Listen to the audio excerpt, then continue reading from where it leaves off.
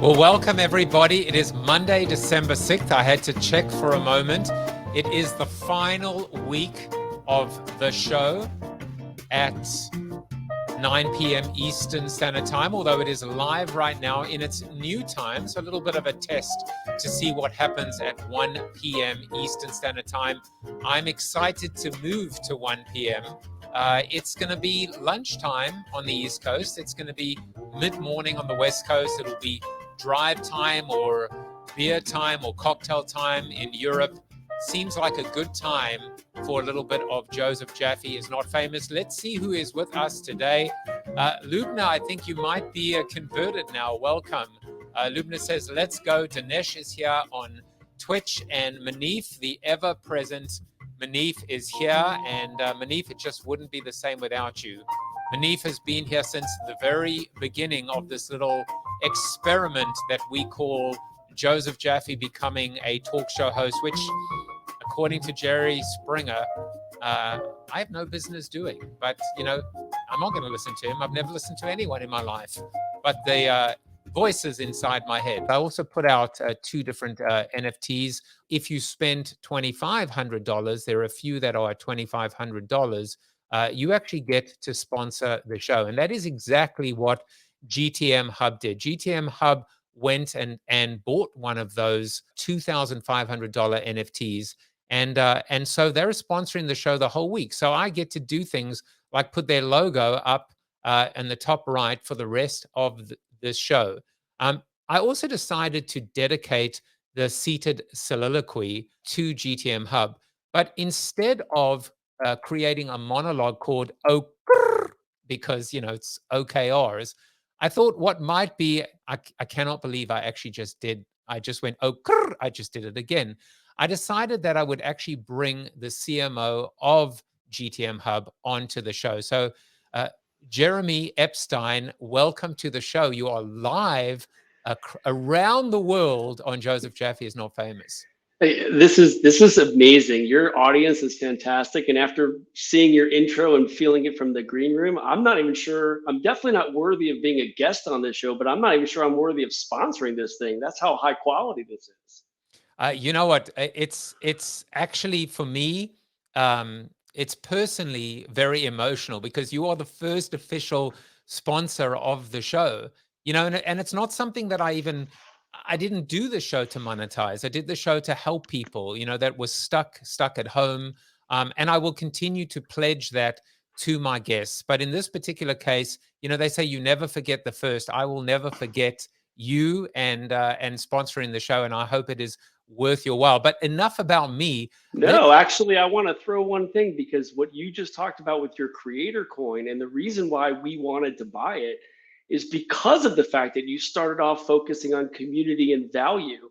And then we wanted to be associated with that because you've built a community of people who trust you. So that's why it makes sense to us. You're exactly the kind of person we want to put our money behind. Well, I appreciate that. But, you know, as I said, enough about me. What I want to talk about is you. What I want to talk about is, and I have to say, like, you know me, I wrote a book called Life After the 30-Second Spot. So I'm not about traditional interruptive. I'm about relevance. I'm about resonance. I'm about education. I had never heard of OKRs, but when we sat down and had a chat and you were briefing me, it suddenly just hit me, which is this is the perfect segment, which is to educate people and talk about OKRs. And when I think about, and you told me some of the biggest companies on this planet, and guess what?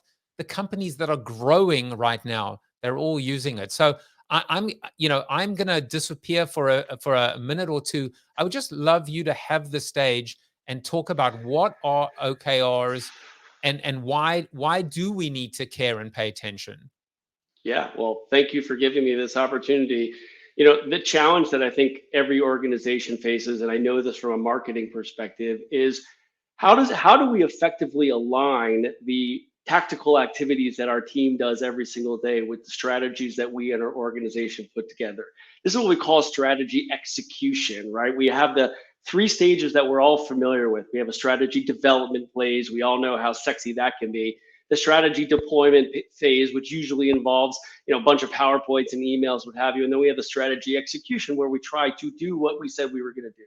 Well, things, as you know, tend to break down in that deployment and particularly in that execution phase.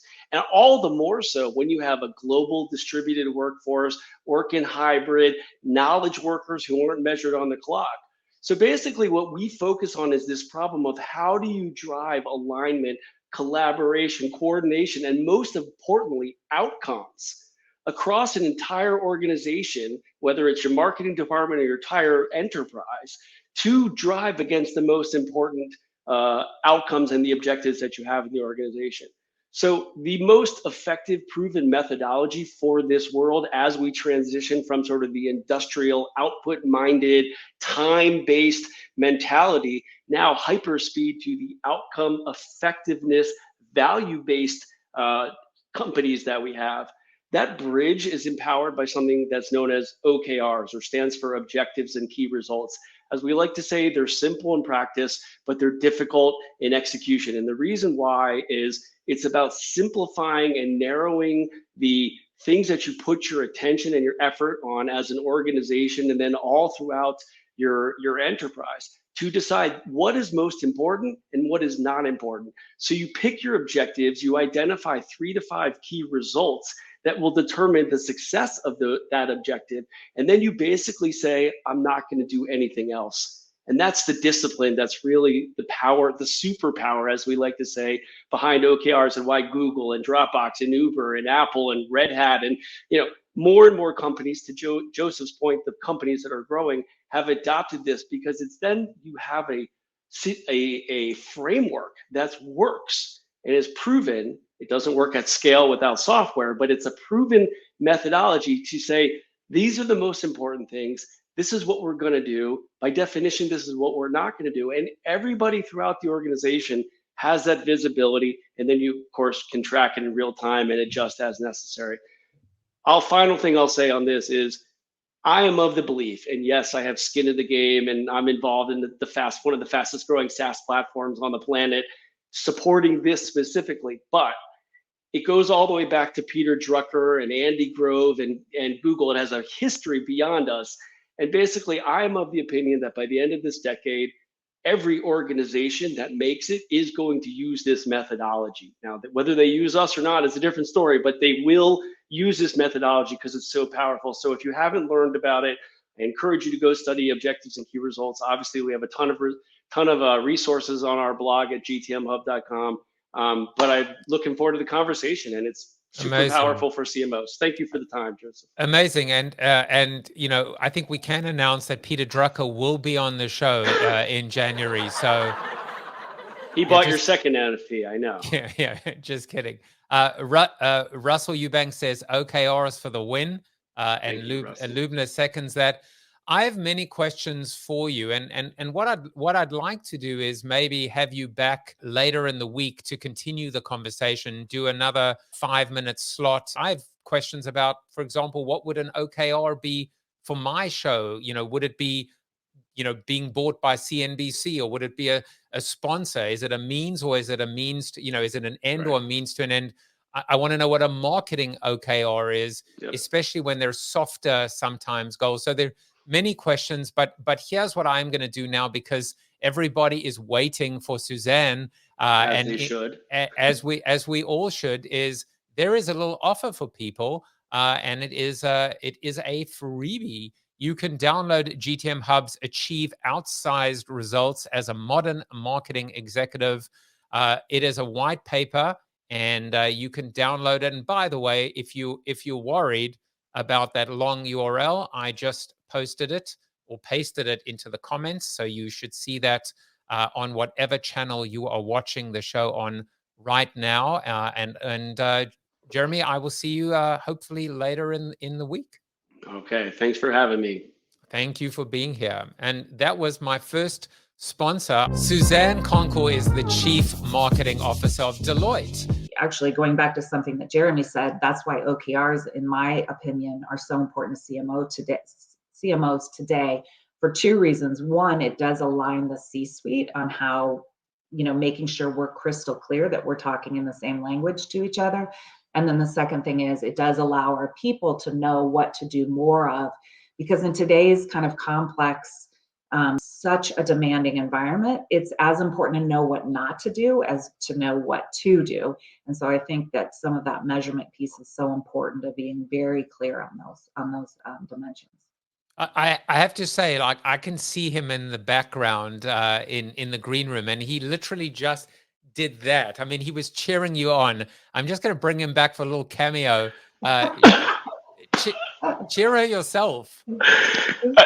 I was thinking, like, I was like, if this Deloitte thing doesn't ever work out for Suzanne, I know where I'm going to bring her next. I mean, that was, I mean, you nailed it. I mean, your phone a friend marketing kind of concept, like, you know I'm talking my own book here, but like for me, it's all about that culture. And what OKRs bring is transparency and accountability. So now I can look at anyone in the organization, understand what their focus is, and they understand mine. And then that facilitates that sort of cross network, cross silo collaboration that you want. And I mean, when you said it's as much about what you don't do as what you do, especially for marketing, because the spotlight is so intense on us and we have very clear results. I mean, I was just like, Suzanne's like a gift from heaven. Well, she's the new co-host of the show. So apparently, yeah. I'm sold. Well, listen, my sole purpose is to get her to come back as the co-host and you to come back as a sponsor. So I have one more surprise for you, which is normally on our show on a Monday. Gregarious Narain, who is an amazing entrepreneur, he sends in a segment on entrepreneurship. So he sent this one in today because it is always part of our Monday show. You might just get a kick out of it. Okay, so I guess today's OKR day. So let's talk about OKRs.